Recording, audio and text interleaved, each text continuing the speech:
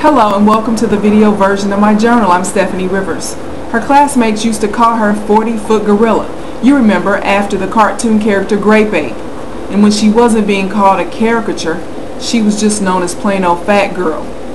She was always taller than most of her classmates, including most of the boys, so she was an easy target for bullies. Elementary school was tough for her. And although she considers her 5'11" stature today to be an asset, back then she considered her above average height and her big feet to be a curse. She used to stare at her naked body in the mirror at home, searching for the fat girl her classmates ridiculed because she cared about their opinion more than she cared about hers of herself.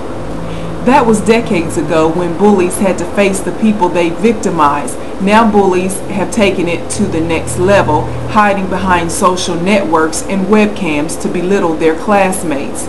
It's the same problem, just a different device that magnifies the victim's embarrassment. Some people are calling for local school boards and colleges nationwide to create mandates against bullying. Bullying should be taken more seriously, considering it sometimes is deadly. But just as dogs bark and babies cry, bullies are a fact of life and a rite of passage for most children. No amount of legislation can change that. Unfortunately, some children don't make it through the process.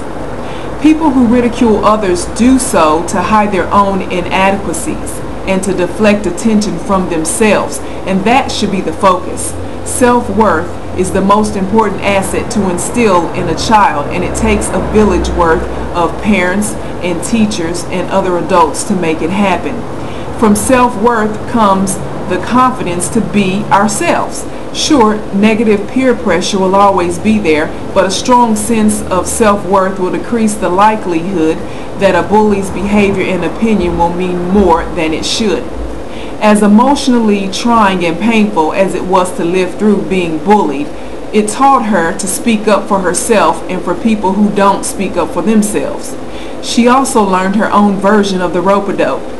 Sure, she was involved in more fistfights for self-defense sake, but also it taught her to respect others as individuals, and most of all to love herself from the top of her curly hair to the bottom of her big feet.